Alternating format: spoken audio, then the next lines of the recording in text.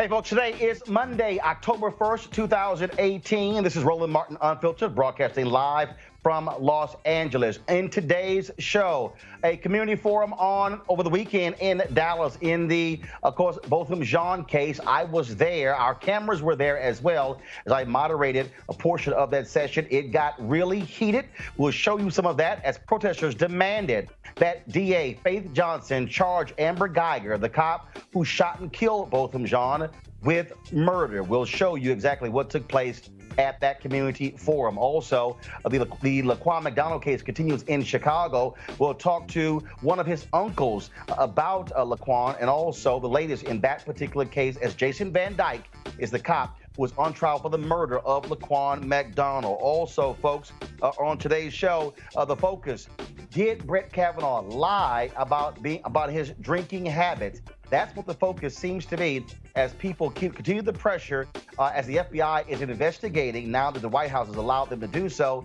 The question is it a fair investigation if the White House is setting the terms? Also, on today's show, folks, we'll talk about the formerly incarcerated in Florida. 1.6 million people don't have the right to vote. The Advancement Project breaks down how that has impacted African Americans in particular. Again, a packed show for you today. It's time to bring the funk. Roland Martin Unfiltered. Let's go.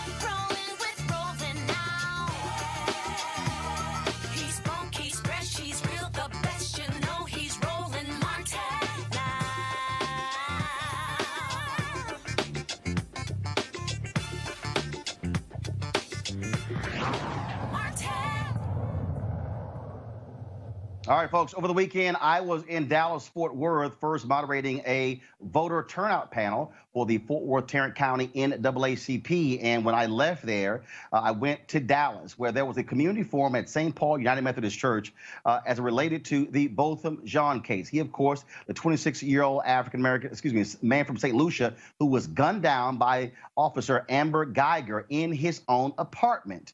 Now, Jean's birthday was on Saturday. That was one of the reasons why they had the Justice for Botham Jean rally taking place at the church there. It got very heated. Now, as I was driving over there, I'm watching, of course, Roland Martin Unfiltered. We actually streamed the entire forum live.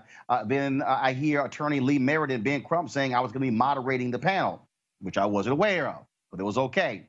Got there in time for the last portion of that. And again, lots of emotion, raw emotion, as people are still angry over the fact that Amber Geiger, it took so long for her to be charged. Now they are demanding DA Faith Johnson to indict her on murder charges. Yeah, well, I think it's a quick way. I try to stay pretty well informed on issues, but what I don't understand, what I think a lot of people don't understand, maybe you can explain to us, just in the process of this killing of this brother. Why was there like 3 days or whatever it was before she was arrested? Why was she able to turn herself in another county than she lives in and then the crime was committed in? And just something very, very basic. Assume everything was reversed. Assume Botham Jean went into an apartment, shot this woman dead, and then said, I was in the wrong place and thought it was mine. Does anybody believe we'd be here with this same thing would have happened? And if that didn't happen, then how is that equal justice? Okay. Go ahead. 1 second. Go ahead. On August 10th, 2016, the Next Generation Action Network sent the proposal to City Council in the city of Dallas, and we had a list of demands that went about, and we asked Chief David Brown at the time to end the 72-hour policy. We found out. Okay, first of all, for folks who don't know, bro, I got it. Explain the 72-hour policy. Okay, so the 72-hour policy allows the officer to wait. So basically in Amber Geiger's case or whatever, they said that this was an officer-involved shooting. There's a policy that makes her and force them to have to send her home, and they can't speak to her or anything until 72 hours is up. Now, guess what? We know in this process that Dallas Police Association and other associations has to represent her, make sure that her rights is there, and she has also the right to look at whatever she wants to. However, this policy was yet supposed to be ended, and David Johnson actually published this throughout the community and said that this was ended. Well, this past Monday, we found out that he lied to the community. He did not end that policy back in 2016. Now, one second. Is it a policy of the police department? It was a policy of the police department. Or can the city council, because the city council governs the police department. Yeah, that's what Can I the was city gonna say. council make it clear that this will be the policy of the Dallas Police Department, not the chief? Correct, and that's what I was going to segue into, right? So this is a policy within the Dallas Police Department. But the problem is that no city council stood up and said, why did David Brown lie to us? And that's the reason why the people went down there and shut down the city council chambers, because we have continued to be lied to by the Dallas Police Department and the city council continuously. That's why people like Kiara Saunders is running for city council in Dallas, so that we can have a voice on the city council, so that we don't have people lying to us and being pushed off. We were lied to. That 72-hour policy was supposed to be gone. But Councilman Fielder, please step up. Right. Councilman, yes. The question I asked is, the 72-hour policy, do you believe that should not be department policy of DPD? That's correct. It should not be. It should not be. It should not be. Are no. you, as a council member, are you going to take this proposal to the city council, put it on the agenda to formally have the city council make sure this is not the policy of the city of Dallas? I don't have a problem with that. Okay, no. One second. No. One second. Yes or no? Yes. Thank you. So. All right, folks. Again, it was very interesting because what was happening there all throughout. You had State Senator Royce West, who was on the panel. You had a couple of activists. You had a couple of attorneys, but you also had District Attorney Faith Johnson. She is an African-American woman who is the DA up for re-election. She's running on the Republican side against John Creuzot, former judge on the Democratic side.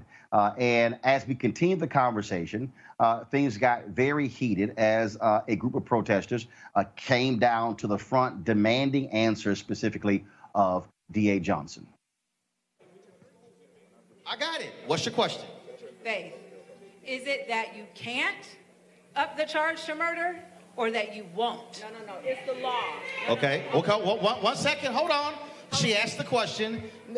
DA Johnson, what's the answer? The answer is the law is you start with the police who charged them. Hold on. One second. No. She's answering your question. Answer it, ma'am. Go ahead. You asked me to Go answer ahead. You asked me to answer, and I'm answering it. And I'm respecting you. The police charged her initially with manslaughter. Now we have the case. It goes to the grand jury.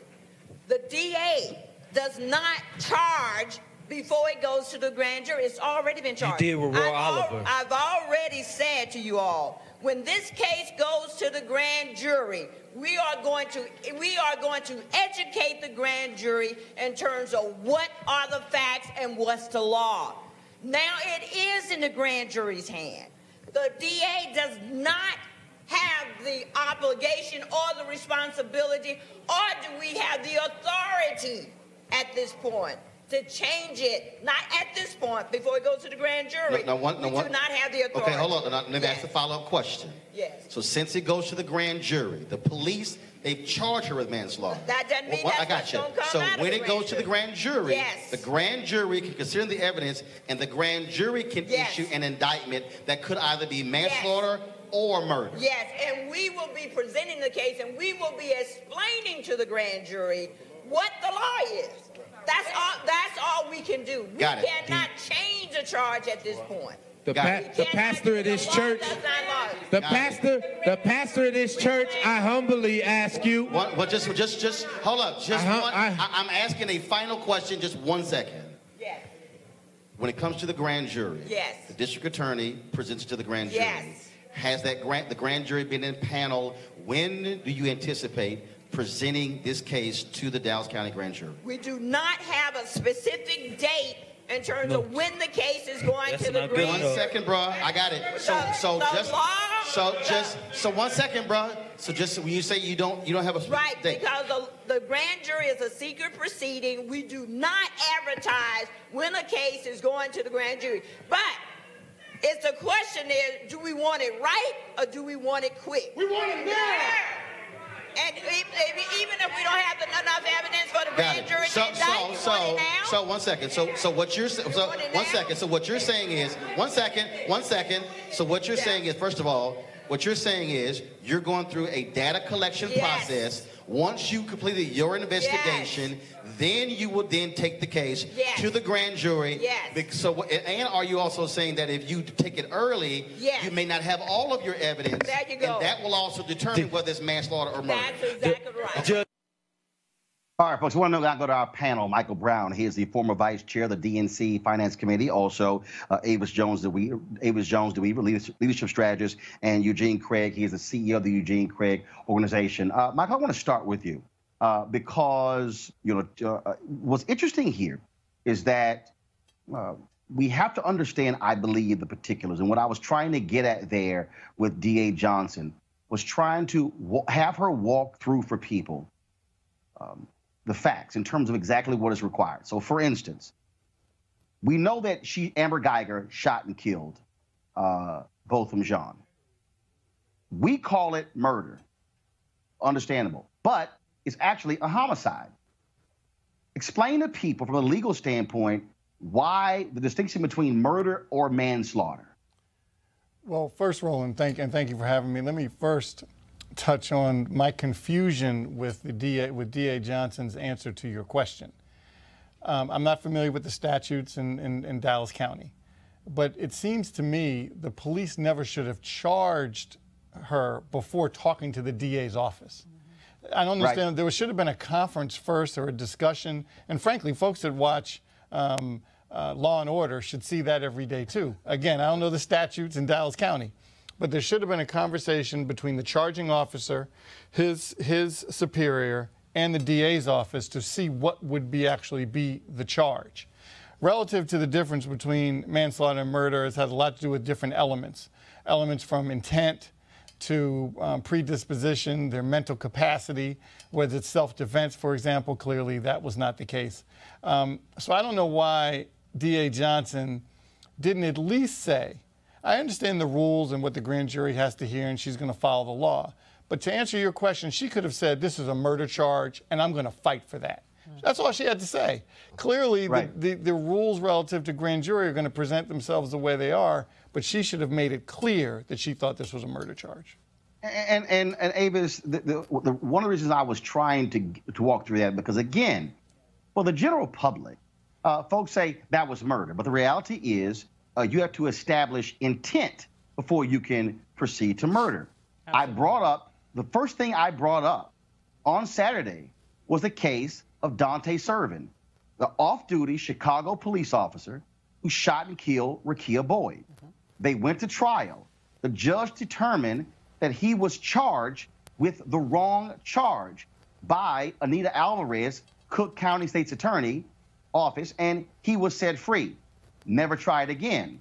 One of the points that D.A. Johnson made is that you want to get the indictment right.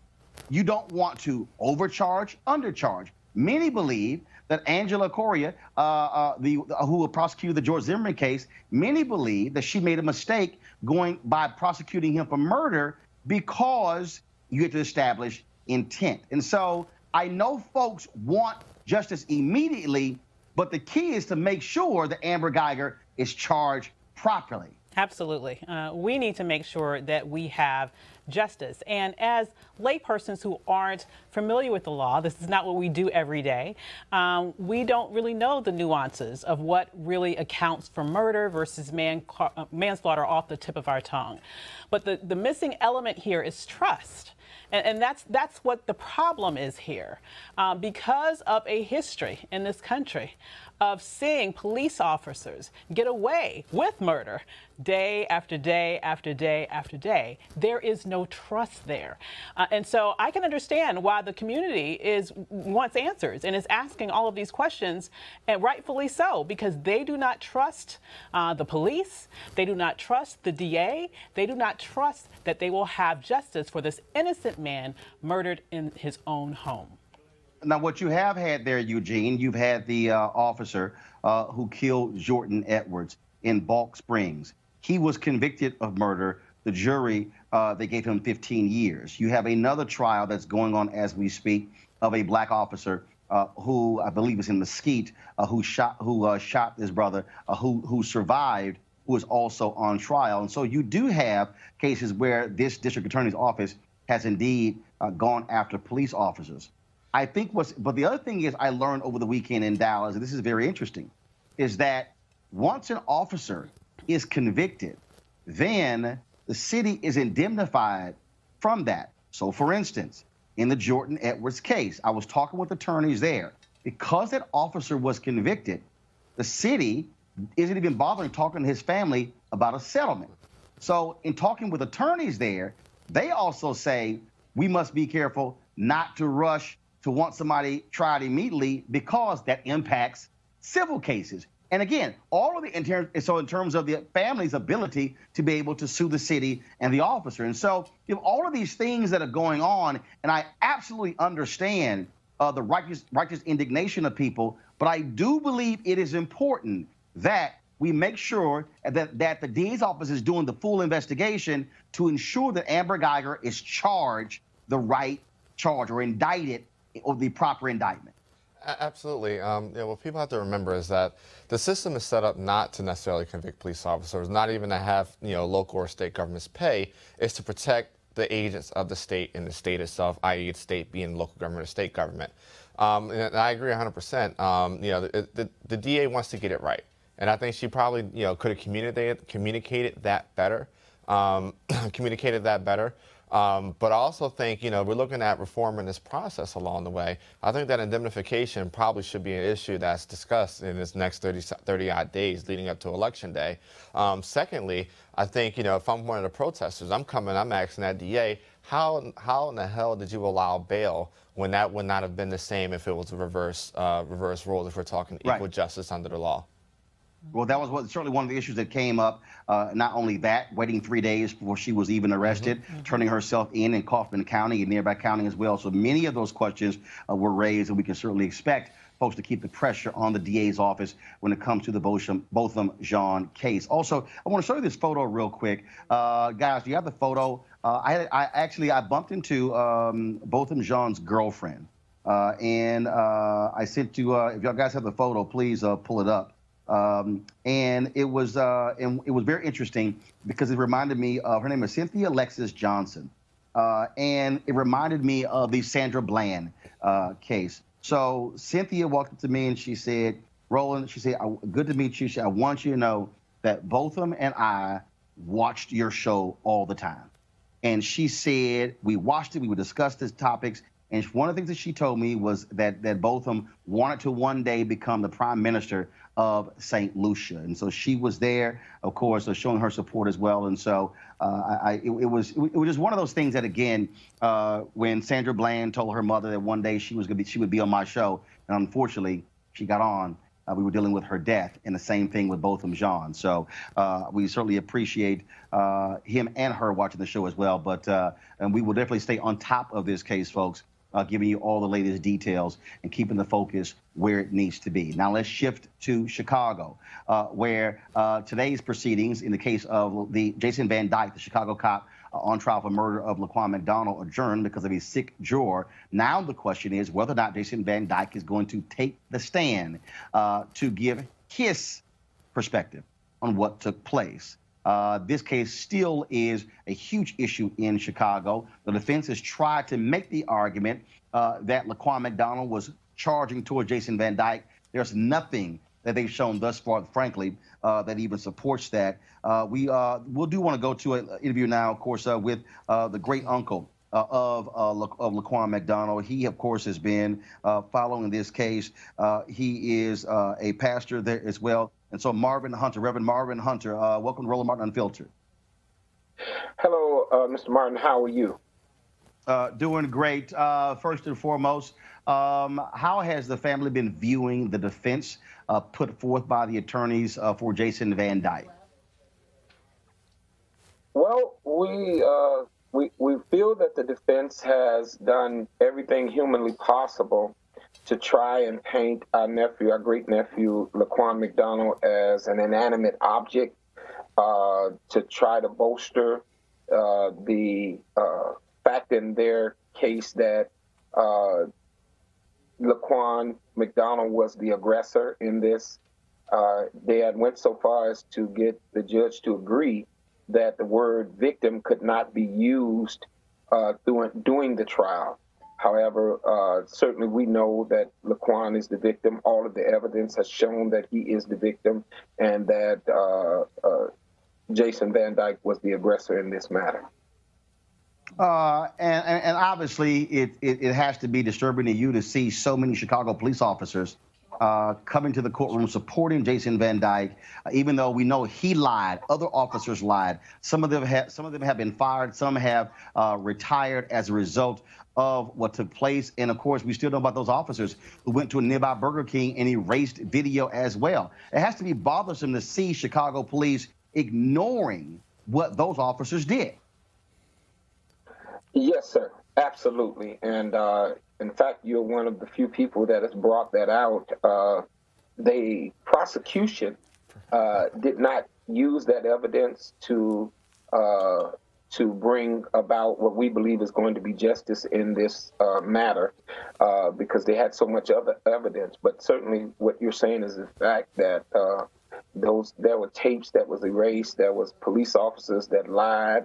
Mr. Camden, who was the spokesperson for the Chicago Police Department, lied. Initially, he came out and said that my nephew was aggressing the officers, and they shot him once in the chest, and we found out that day that he had been shot 16 times, in fact, and when the tape actually came out, we discovered that he had not aggressed any officers. He was not trying to attack anyone. He was simply walking away from the officer.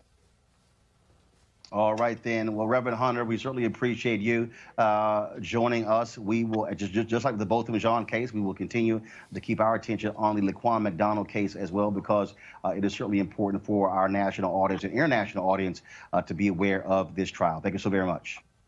Well, Mr. Martin, thank you. And I want to say, if I may, that one of the things that we are trying to do is not allow the death of Laquan to just be marginalized into Jason Van Dyke going to jail, because all across this country, Laquan McDonald's are dying at the hands of unjust police. What this police officer did was became judge, jury, and executioner. So what we decided was to look closer at this, and we discovered here in Chicago that we have a consent decree. But not only do we have a consent decree that's trying to come out, but we also have a FOP contract. Jason Van Dyke is saying that he feels like he was doing his job. When we looked at the FOP contract and listened to the testimony of the officers that came to testify against him, what we discovered was that Jason Van Dyke felt like he was just in doing what he was doing based on what the FOP contract was saying. And when we go to court, every day the FOP is there standing with Jason Van Dyke saying that he is right.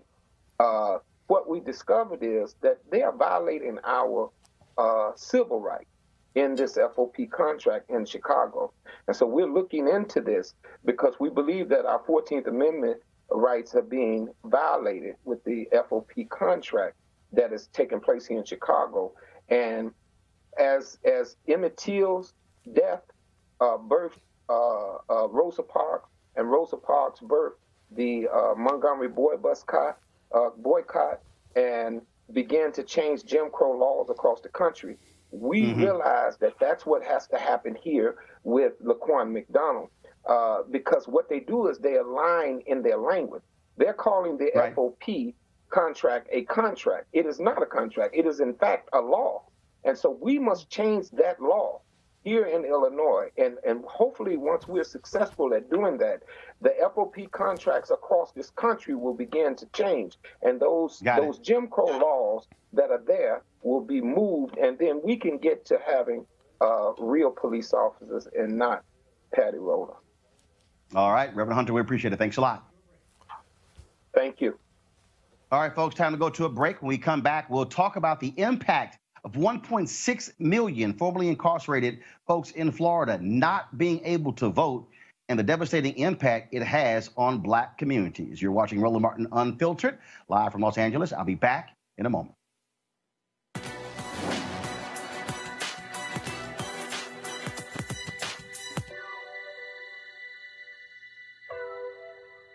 The rules may be colorblind, but people are not. Law professor Patricia Williams.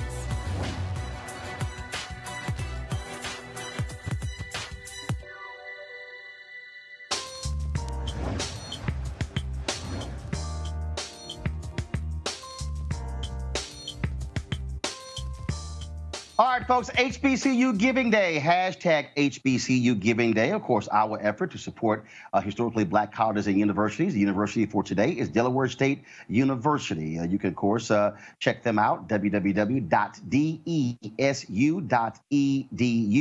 www.desu.edu. We certainly hope that you will share some of your dollars with them to ensure that our HBCUs remain strong and viable. And if you are a graduate of Delaware State, don't be so focused and excited about homecoming. Send a check back, whether it is $25, $50, $100, $250, $1,000, whatever the case may be. Be sure to support your university because that is critically important. Speaking of important, folks, there's going to be a major initiative on the ballot in Florida on November that could very well restore the voting rights to 1.6 million formerly incarcerated folks. Now, this is a huge issue because when you look across this country as we speak, there are 2.3 million people who are sitting in jail or prison, about 184,000 on the federal level, but the rest are in state and local jails. And many of these laws that prevent the formerly incarcerated from voting date back to the 1800s.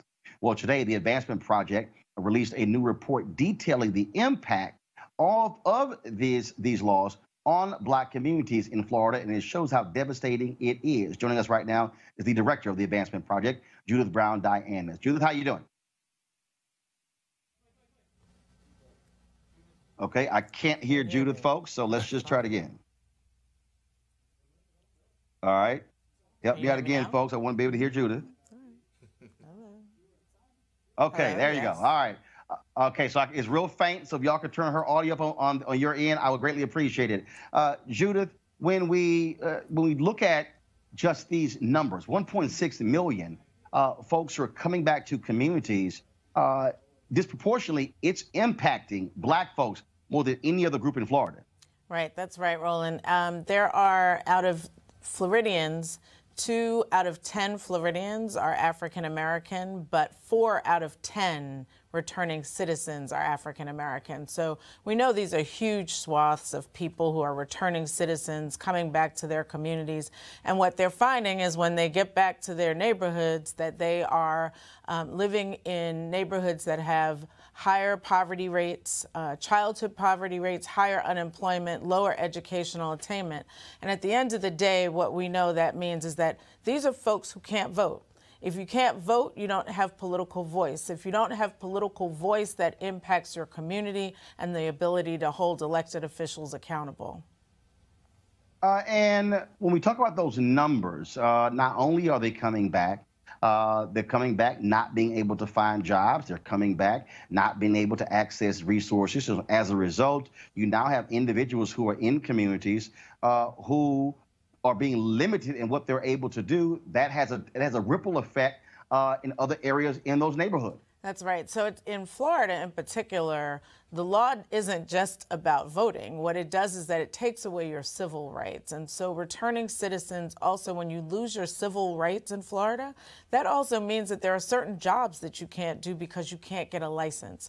So, for example, one of the leading spokespeople of this initiative in Florida, Desmond Meade, is someone who is a returning citizen who actually went to law school and graduated but cannot practice law because he is a person with a former felony conviction. So we know that, you know, it impacts jobs, it impacts community. If you can't vote, you can't have a say, for example, in school board elections. So you have children, but you have no say.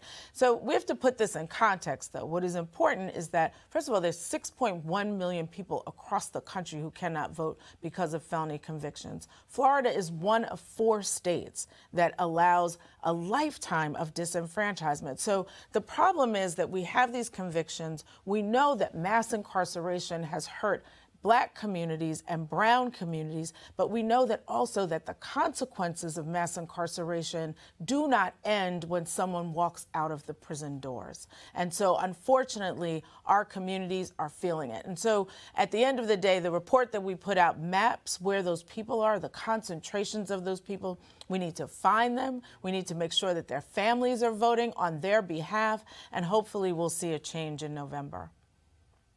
And, of course, the voting registration deadline is October 9th. And so folks are talking about vote, vote, vote, but you got to be registered to vote first. And one of the things that we've also been encouraging, Judith, the formerly incarcerated, is that even though they can't vote, they can still drive folks to the polls. That's right. They can still work hard to make this initiative happen. It needs 60% of all voters to pass it to change the state constitution.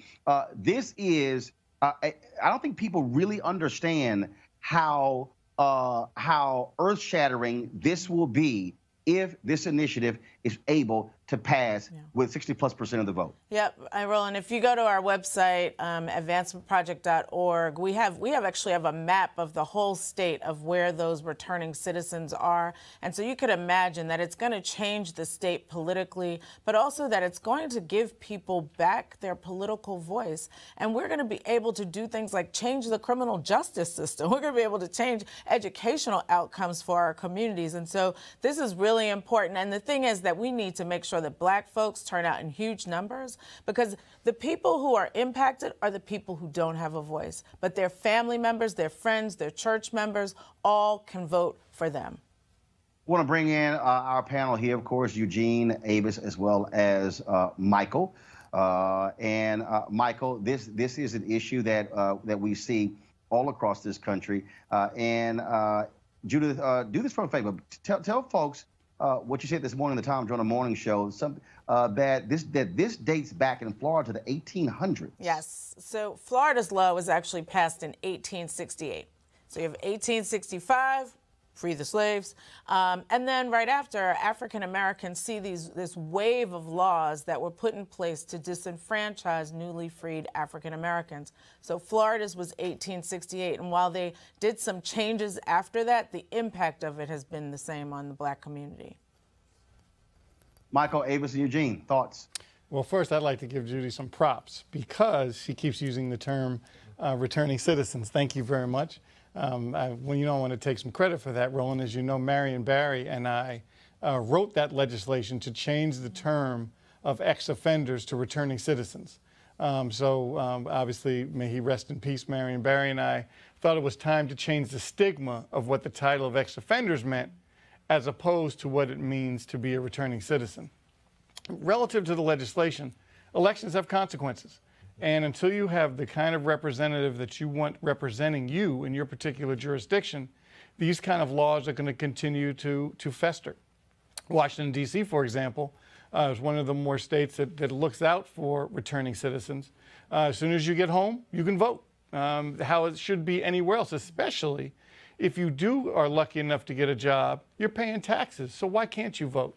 And as you mentioned, as Judy mentioned, getting your families involved is a part of making sure that elections have consequences. I'll let you jump in. Yeah, I was just going to say absolutely. However, what's very important about this law is that, quite frankly, it is not accidental.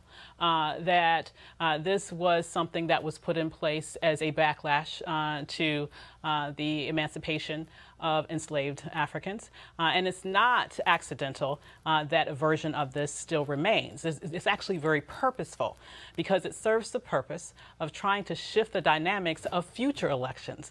If you have 1 million plus people who cannot vote, and it's your belief that a large percentage of those persons will vote against your political interest or your politics, then it's in your interest to make sure that they cannot vote.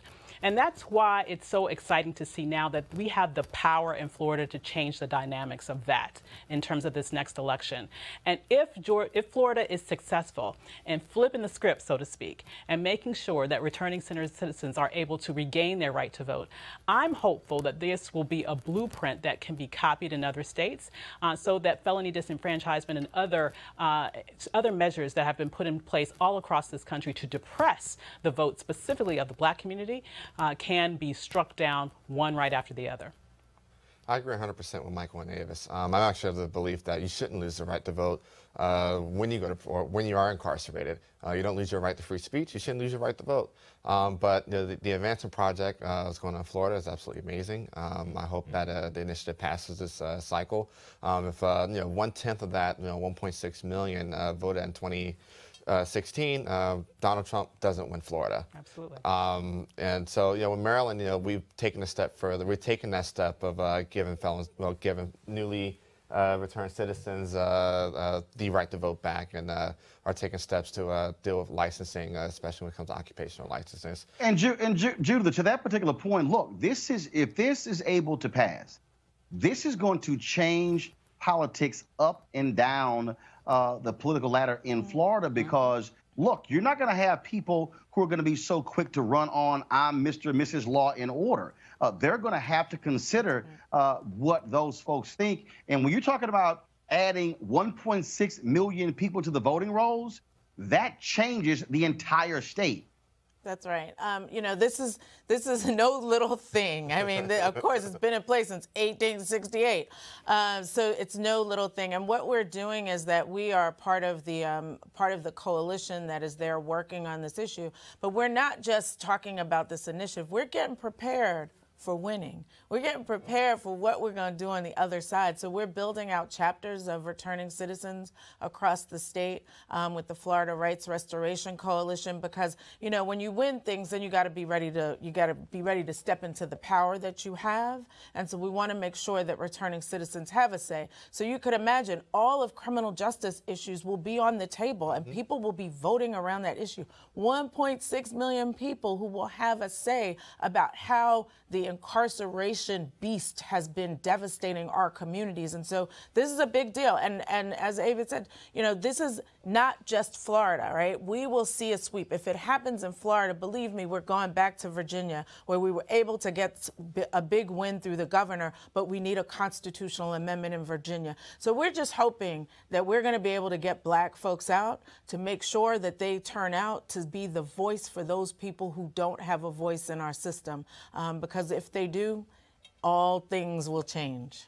And Roland, first of all, Michael, go ahead, because while you're doing that, I'm texting Sheena Mead as well as Desmond Mead. Good. Of course, they're leading this initiative, and new polling literally just came out. So, Michael, while you're talking, I'm telling Sheena to send the polling data ASAP so I can read it right now. So, Michael, you go ahead and make your comment, and then I'm waiting for this email. Well, part of the challenge is with criminal justice reform, sentencing reform, prison reform, whatever you'd like to call it, is sometimes there's a stigma attached, clearly, and Judy knows the statistics better than all of us, about how many folks that impacts, whether it's Black and brown people. However, there are large amounts of white folks, too.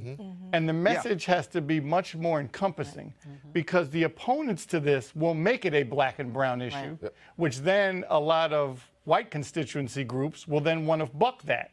But if they know their nephew also can't vote when they come back to home and sometime somewhere in Kentucky or West Virginia, they're going to fight just as hard. So we have to make sure, yes, we know who it impacts. We know about the statistics. However, it has to be a more encompassing argument in creating different communities. I would say that, I work with Sheena as part of the Black Women's Roundtable, and they have been very strategic and purposeful about creating a universal message around this, precisely to the point that you were just making. They were mentioning, even when they were having the petitions to get this on the ballot, they were actually going to Trump rallies and getting people to sign the petition. And so it has, I'm very interested in seeing this new polling data, but I know with previous polling data, it has been something that has been very much supported, not only in Black and brown communities, but I think to a lot of people's surprises, a significant proportion of the white community is in favor of it as well. Right. Because they're impacted too, and also, most people believe in second chances. Like that's what they say about this amendment. This is the Second Chances Amendment, and whether you're a religious leader, the Koch brothers are entering into the scene to be supportive. Where we thought that they would just be about the reform issues, criminal justice reform. Judith, hold on one second. So Sheena, the email is taking too long, so I'm actually live right now. So why don't you just tell me what the new polling data says? I actually have you on the digital show. So what does it say? Okay, awesome. Well, thanks, Roland. We just released today that we are still polling at 74% across the state, holding with 74% of voters still saying yes, that they support Amendment 4. So you're polling at so right now you're polling at 74% across the state. That's awesome. Yeah. Yes. And okay, so gotcha. All right, so I will look. Go ahead. And and so I just want to highlight that right now we have over 88% support from Democrats that strongly support this initiative, and we're still close to 60% of conservatives that still support this initiative. So 88% of Democrats are in support of this initiative, and about 60% of Republicans. Yes. Okay. All right. Well, Sheena, we're definitely going to have you and Desmond back on. Thank you for giving us the latest polling data. I appreciate it. Thanks a lot. Thanks. All right. So there y'all go. Listen, I would say this. That should scare, on the flip side, the crap out of every single Republican running in Florida that's running on this super law and order. I think, that poll right there, Judy mentioned earlier, the Koch brothers are behind this, Freedom Partners supporting this, Mark Holden and crew. DeSantis, I think that poll right there shows, how and why, DeSantis is down against Gillum. When you go out there and you try to scare people and you make it about, oh my gosh, the black candidate is going to let all the violent black people out going to come out and terrorize your neighborhood, and you get numbers like that where 60% of conservatives are supporting Second Chance and 80% of Democrats, you cannot be a Christian conservative and not be in support of giving folk a second chance. That is literally what the entire basis of the Christian religion is on, second chances. So I think the polling is not necessarily shocking, and I think election day is gonna be a good day here. So I want to ask, I got the four of you here. I want to ask you this real quick. First of all, I really don't care about Kanye West because I think he's an idiot. That's just cut to the chase. I do believe he's off his meds. I do believe he has some serious, he has an issue when it comes to mental illness. But I got to ask you this here. So Charlie Kirk with Total Priorities USA, him and that other crazy nut, Candace Owens, the two people who love challenging everybody else to a debate, but they have been refusing now for going on 3 months to actually debate me. I told them I don't need any backup, any help. I'll make both of y'all together. Just let me know when y'all want to roll. Anytime, any day, anywhere. Doesn't matter. They scared. So Charlie Kirk sends this tweet out saying that Kanye West and Candace Owens together, they're changing the culture and the dialogue. Democrats should be scared to death.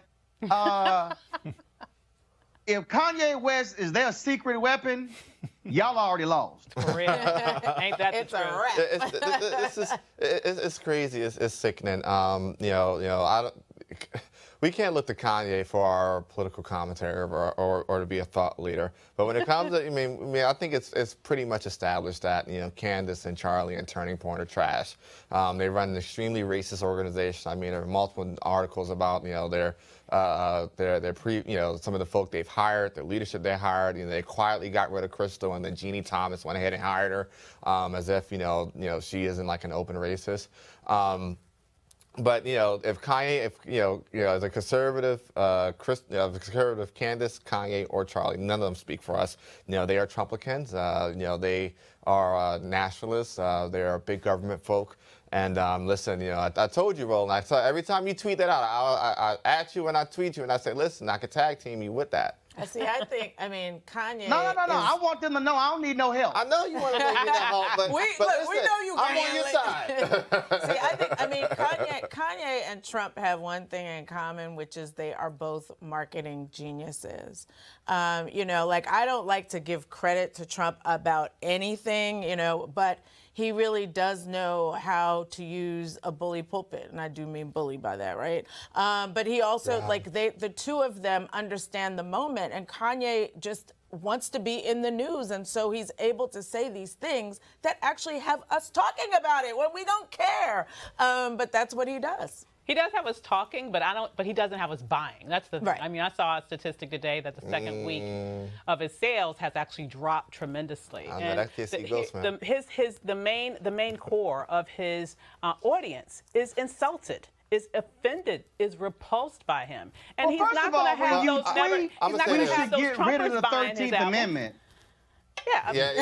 Boy, have you read? I think, you know, Kanye's he's out of control. He's slightly misguided. I think I might know where he's been going with it, you know, with the whole... He watched Ava DuVernay's film. He probably saw a couple clips and said, get rid of the whole thing. The whole thing needs to go. At this point, my only thing is, you know, where is Yandhi? I was promised a whole entire album on my birthday Saturday, and here we are Monday, and the album still has not dropped. Roland. You know, where is Yandhi? That is the only thing I need to hear from Kanye Michael, right go now. ahead. Well, I think it's even more basic than all the other commentators. They're exactly right. It gets much more basic than that.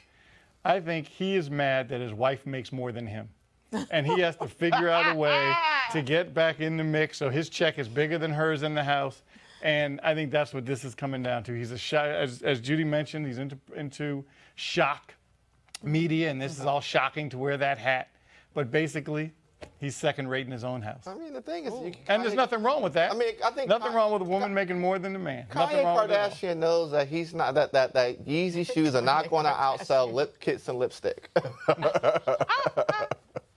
First of all, when you show your ass up to a wedding in some damn house slippers, you need to be you need serious help right there, because it looked like a damn fool and they didn't fit. All right, y'all. That's enough of that, because I mean, I'm just really... But here's the other piece. Kanye, I'd be more than happy to have a conversation with you, too. You want some of this? Oh, Lord. Would you like to have that conversation, Kanye? He's not ready for that. Kanye, we're more... I mean, in fact, Kanye, Charlie Kirk, and Candace. I take on all three of y'all at the same time. I'm with it. And I won't even... And I won't even take a water break. Roland's with the smoke. I'm telling you, it's gonna look like the Matrix with Neo when he was like this here. All the bullets were coming at him, and they were just falling like, this ain't gonna happen. So I'm more than happy to have a discussion, a debate with them anytime, any day. Well, y'all they're just coming to tweet it, town. bro. They'll be here in 3 weeks. Oh, Kanye? Candace and Charlie. Oh. Okay. Well, we're looking It's real forward to simple. that. Candace and Charlie? Come on. All right, y'all, going to a break right now. We come back. We're going to talk about white supremacy. One guy who used to be a white supremacist, now he realizes, the hell was I thinking? We'll talk to a Pulitzer Prize-winning author who wrote a book about this gentleman. Folks, this is Roland Martin Unfiltered. Back in a moment.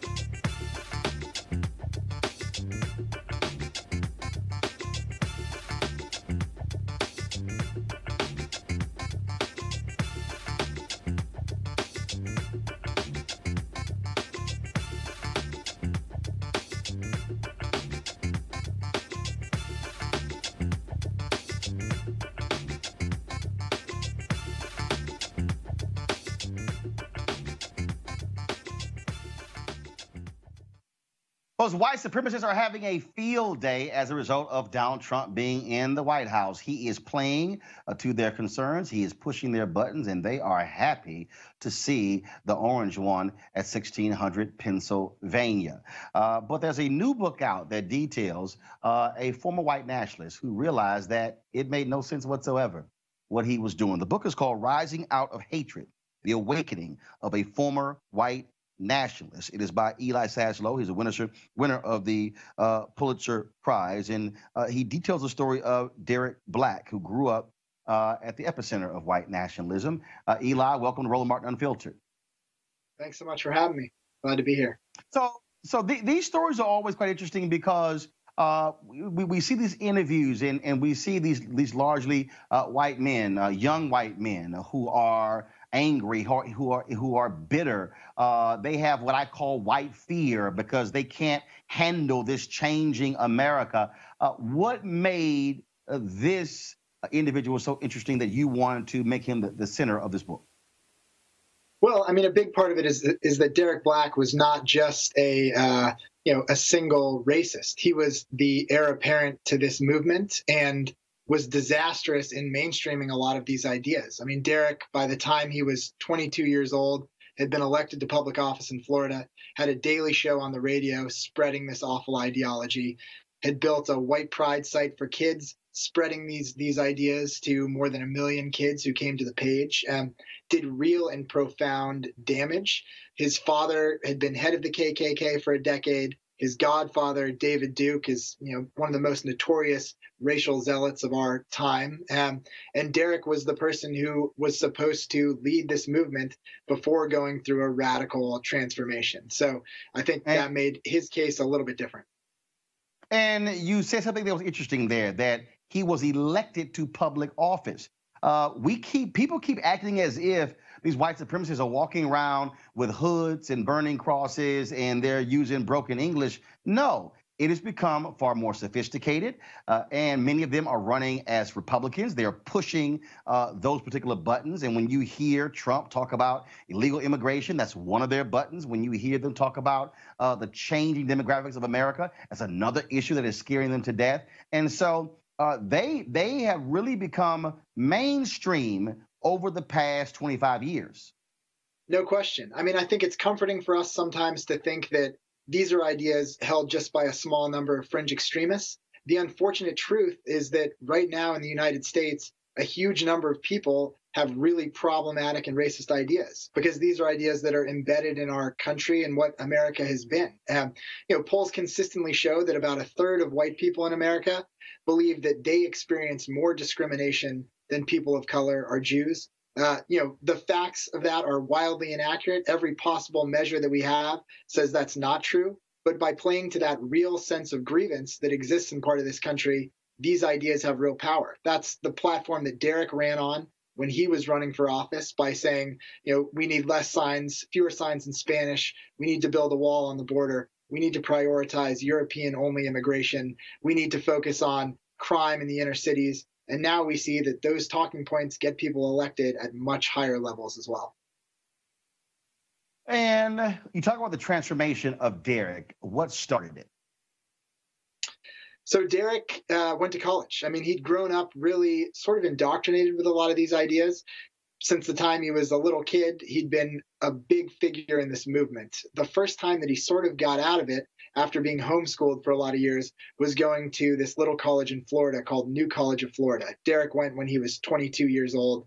It was the best school in Florida, the cheapest school. It just seemed to make sense for him. And he went there and he began bumping into people who were often the victims of his prejudices, whose ideas about race were entirely different than his own. And they began to challenge him through first protest by civil resistance, sort of shutting down the campus to make clear that his ideas were not welcome there, through debating him on the facts. And I think it's comforting to know that all of the facts are on the side of the anti-racist. White nationalism is based on false science, false ideas about IQ differentials, criminality, all of it's wrong. And the students began debating Derek based on these ideas and also building relationships with him that did enable him to begin seeing beyond the prejudices to the people and to the humanity. All of those things began wearing away at some of his ideas. And when you look at what's happening now, we saw what took place in Charlottesville. We see, of course, Bob Woodward's book where Trump said that was the worst speech he gave. The reality is Donald Trump is emboldening these white nationalists.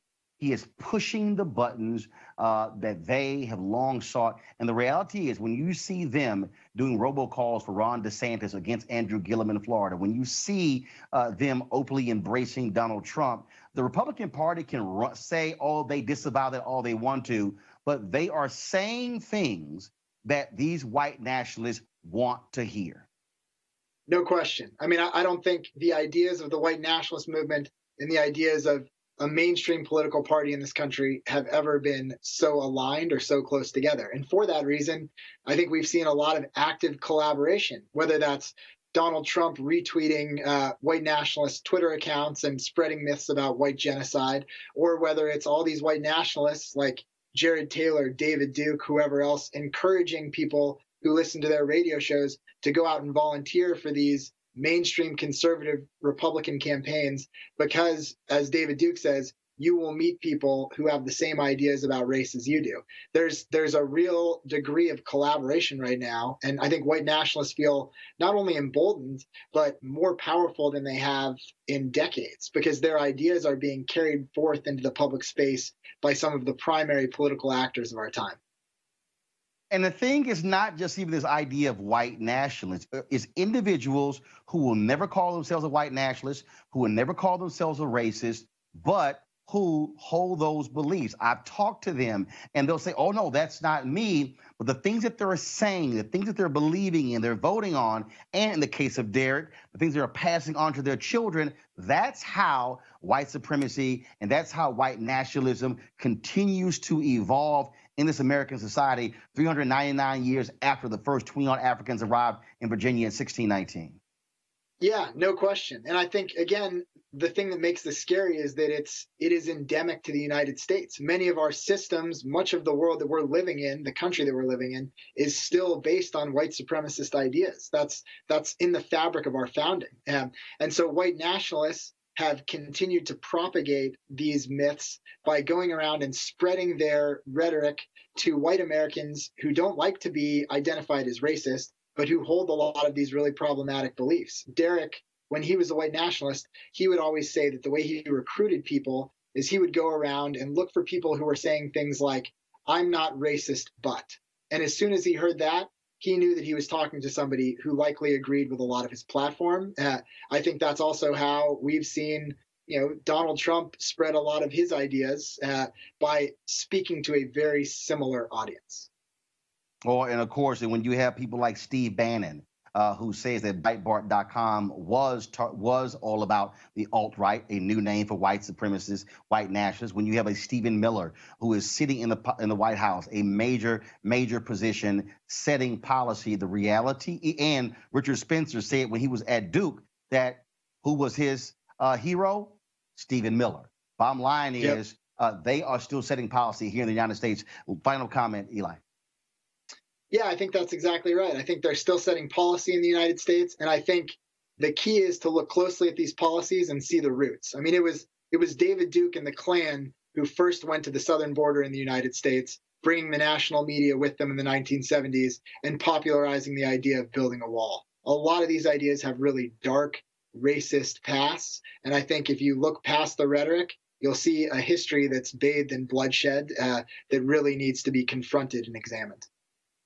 The book is called Rising Out of Hatred, The Awakening of a Former White Nationalist by Eli Saslow. Eli, we certainly appreciate you joining us here on Roland Martin Unfiltered. My pleasure. Thanks so much. All right, folks.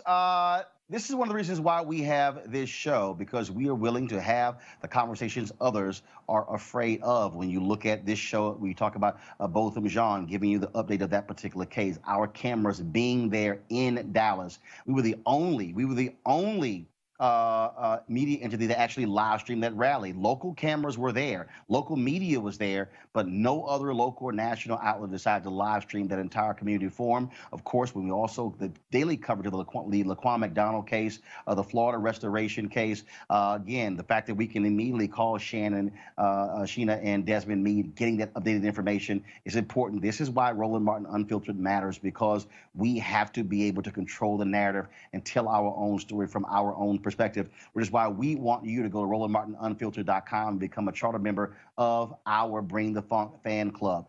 Folks, the bottom line is here. It cost having a camera operator there on Saturday. It cost us to live stream that, and we've got to fund our freedom.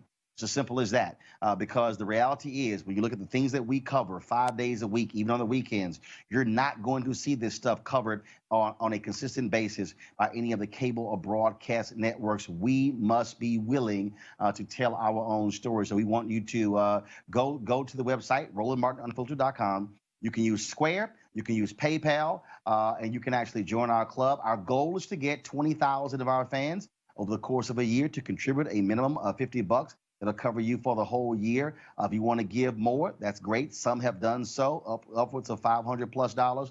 Others have given less. It doesn't matter. Every dollar counts, because it is about being able to tell our story and control our narrative. Big thanks to Eugene, to Michael, and to Avis for being on our panel today. Thank you, Judith Brown Dianis, as well, with the Advancement Project. And Sheena and Desmond, thank you for giving us the first numbers on that new poll coming out of Florida with regards to the proposition on the ballot in November. Folks, do not forget, October 9th is the deadline in many places across the country. Register to vote. Check your status. And remember, even if you say I registered before, it's nothing wrong registering again, because we want to make sure there are nothing happening at the ballot box that's going to screw you when it comes to placing your vote. Folks, I will be broadcasting tomorrow from New York City. That's right, going west, back east. I shall see you guys tomorrow. Have a great evening. Holla!